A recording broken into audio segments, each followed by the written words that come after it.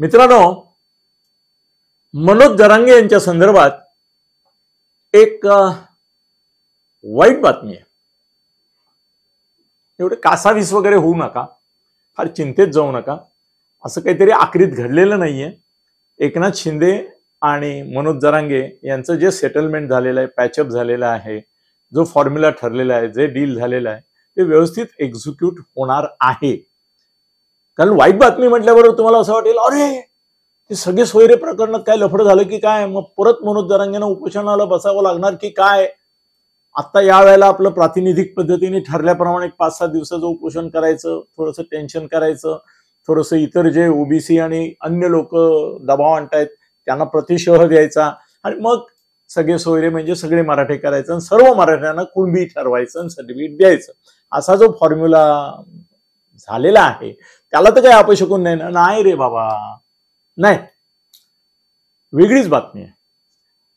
बातमी अशी आहे की मनोज जरांगेंवर संघर्ष योद्धा, काय ना, संघर्ष योद्धा हा जो चित्रपट निर्माण केला, तो निर्माण कोणी केलाय, मी त्या चित्रपटाचं काय झालंय सांगणार आहे तुम्हाला. तो दिग्दर्शन केलाय शिवाजी डोलतडे, पटकथा सुधीर निकम, निर्माता गोवर्धन डोलतडे, म्हणजे घरातलं फॅमिली एक अफेअर दिसत आहे. Sonai film creation. आता हे सोनाई हे नाव आलं आहे त्याच्यामुळे सोनाई पशुखाद्य आहार वगैरे वगैरे, ते सोनाई नावाचा मोठा एक उद्योगपतींचा ग्रुप आहे.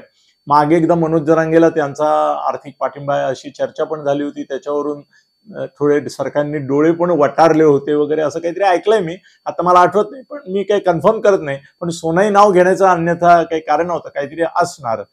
तर ते होतं. त्यानंतर काल संध्याकाळी तो 7:50चा शो होता आमच्या ठाण्यामधल्या विवियानातल्या सिनेपोलिस. विवियाना हा मॉल आहे आणि सिनेपोलिस हे थिएटर आहे तिथे. तुम्हाला धक्का बसेल, मी स्वतः गेलो नव्हतो, कारण मी गेलो तर चर्चा झाली असती तिथे.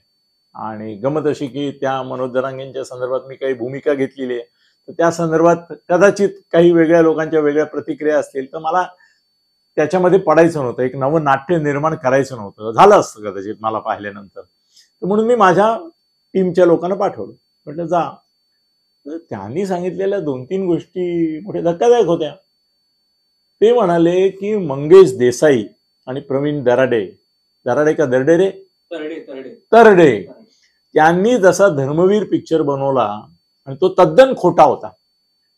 धर्मवीर पिक्चरचं भरपूर कौतुक केलं गेलं, एकनाथ शिंदेने त्याला खूप प्रमोट केला, अनेक थिएटर्समध्ये तो फुकट दाखवला आणि कसा तरी चालवला वगैरे वगैरे, त्या सगळ्या कथा सोडा. पण खुद्द मी त्यावेळेला एकटा होतो ज्याने आधी प्री पब्लिसिटी केली होती, पण नंतर पिक्चर पाहिल्यावर सांगितलं खोटा आहे. आनंद दिघे आणि बाळासाहेबांचे संबंध असे नव्हतेच, ते तणावाचे होते, ते द्वेष, मत्सर आणि असूयेचे होते. आणि आनंद दिघेंना कट्टू साईज करण्याचा बाळासाहेबांनी मॅक्झिमम प्रयत्न केला आहे. मी सगळे गौप्यस्फोट केले आणि एकनाथ शिंदेबद्दलचंही चुकीचं चित्र रंगवलं आहे, त्यांच्या मृत्यूचंही चुकीचं आहे, सगळं असं चुकीचं रंगवलंय धर्मवीर चित्रपटात. आता दुसरा भाग येतोय, त्याच्यातही अशा उणीवा असणारच.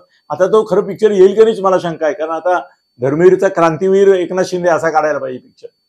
पण तो जसा तद्दन खोटा, आणि नंतर एकनाथ शिंदे आणि या लोकांनीच सांगितलं की धर्मवीरमध्ये खोटं म्हटलंय त्यांनी. राज ठाकरेंच्या संदर्भात ते विधान खोटं आहेत, उद्धव ठाकरेंच्या संदर्भात खोटी आहेत. मी जे आधी म्हणत होतो, ज्याचा नकार ते ऑफिशियली करत होते मंगेश देसाई आणि हे, ते चक्क एकनाथ शिंदेनी सांगितलं की ते खोटं होतं सगळं. बाळासाहेबांचे आणि आनंद दिघेंचे असं काही नव्हतं, काय प्रेमबिम नव्हतं. आणि आनंद दिघेंना नडले ते कायम.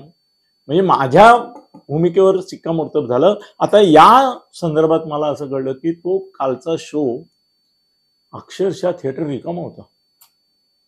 यांनी फुकट तिकीट वाटायला पाहिजे होती. खरं म्हणजे पहिला शो आहे आणि प्रत्येक ठिकाणी एकच शो आहे, महाराष्ट्रभर रिलीज असं जरी म्हटलं असलं तरी निदान मुंबईमध्ये तरी मी चेक केलं तर प्रत्येक ठिकाणी एकच शो आहे फक्त. जर एवढे मनोज जरांगे लोकप्रिय आहेत तर दिवसाला 3-3 चालतात ना मराठी पिक्चर. आता 4-4 शो चालतायत. नाच गो घुमा चालला, कितीतरी आता लाईनीने चालतायत मराठी चित्रपट. आपल्या शिवछत्रपतींवरचे चित्रपट लाईनीने जात आहेत आणि तुफान चाललेत. मग यांनी मनोज जरांगे एवढा तुमचा हिरो, ते एकच शो का लावला हा मुळात प्रश्न. तो शो फ्लॉप का झाला? पब्लिकच नाही आली, रिकामा. म्हणजे गावातल्या लोकांना कळवलं असतं, त्यांनी मराठा संघटनेचे लोक आहेत तिथे ठाण्यामध्ये, त्यांना कळवलं असतं तर त्याने तरी थिएटर भरलं असतं. तिकीट काढा ना, काढून द्या. एवढा खर्च केलाय तुम्ही प्रोडक्शन मध्ये, तर मग थोडी तिकीट पण फुकट वाटा. असं करतात ना. हल्ली मराठी चित्रपटामध्ये तो सुरुवातीचे 2-4 दिवस चालवायला लागतो, नाही तर काढून देतात थिएटरवाले. तर मग तो पैसे देतात तिकिटाचे किंवा तिकीटच देतात आणि पाठवतात लोकांना. तसं तरी करायचं. अहो थिएटर रिकामं, याचा अर्थ मनोज जरांगे पिक्चर फिनान्शियली तर फ्लॉप झालाच.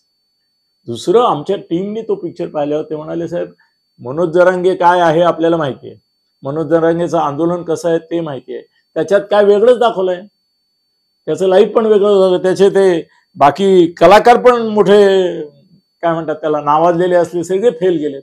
अभिनयाच्या नावाने बोंब आहे. ज्यांनी रोहन पाटील ज्यांनी त्या मनोज जरांगेची भूमिका केली आहे तो अजिबात शोभत नाही मनोज जरांगेच्या भूमिकेमध्ये. तो वेगळाच दिसतो. मनोज जरांगे कसा वेगळा दिसतो आणि हा कसा दिसतो, हा अजिबात मनोज जरांगे वाटत नाही. त्याची भाषा, त्याचं बोलणं, त्याची स्टाईल, हे सगळं ओढून तडून असं मेलोड्रामॅटिक पद्धतीने आणल्यासारखं वाटतं. आणि मराठा आरक्षणाचा एवढा मोठा इश्यू घेऊन उभा राहिलेला योद्धा आहे, तर चित्र याच्यात उभंच राहत नाही.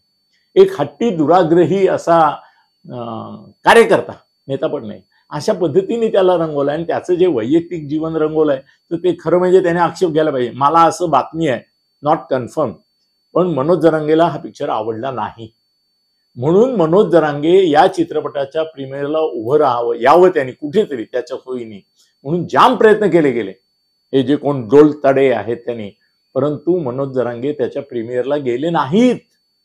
याचं कारण त्यांना आधी चित्रपट जेव्हा दाखवला तेव्हा ते म्हणाले, मी असा नाहीच आहे, तुम्ही काय भलतंच दाखवलंय, मला बदनाम केलंय, मी नाही असा. ते म्हणाले, आता एवढा खर्च करून आम्ही पिक्चर काढलाय, म्हणजे ठीक आहे, तुमच्या मागे एक उद्योग समूह आहे, त्यांनी खर्च केलाय, पण मला पिक्चर आवडलेलं नाही, मी नाही प्रीमियरला येणार. ते गेले नाही, म्हणजे तिकडून नाही फ्लॉप. मनोज जरांगेंना जर मनोज जरांगेंवरचा पिक्चर आवडला नसेल तर इतर कसे बघतील? बरोबर. थिएटरमध्ये कुणाला तुम्ही अरे फुकट का होईना तिकीट वाटले नाही, ते रिकामं होतं ना थिएटर, आणि पिक्चर डब्यात जाणार नाही, चालणार हा पिक्चर.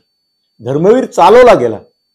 धर्मवीर मागे ताकद उभी होती की हजारो तिकीटं वाटली गेली आणि सगळे थिएटर्स फुल करून ठेवली.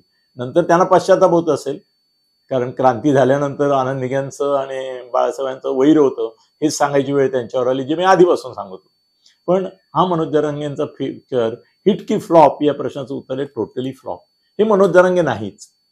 मनोज जरांगे त्या चित्रपटात दाखवलेले मनोज जरांगे नाहीत.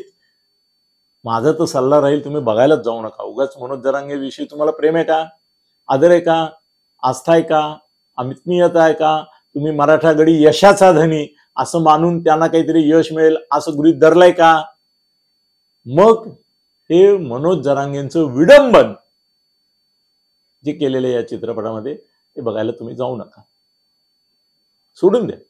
मनोज जरांगे तुमच्या मनात जसा आहे, ज्या प्रतिमेत आहे, ज्या इमेजमध्ये, तर कायम ठेवा. हे पाहून तुम्ही तुमची मनातली प्रतिमा खराब करून घ्याल. एनिवे, मनोज जरांगे हिट असले तरी त्यांच्यावर चित्रपट फ्लॉप आहे, एवढा निष्कर्ष मी तुमच्या समोर मानतो. धन्यवाद. खळबळजनक गौप्यस्फोट म्हणजेच YouTube चॅनल अनिल थत्ते गगनभेदी. खळबळजनक गौप्यस्फोट म्हणजेच YouTube चॅनल अनिल थत्ते गगनभेदी.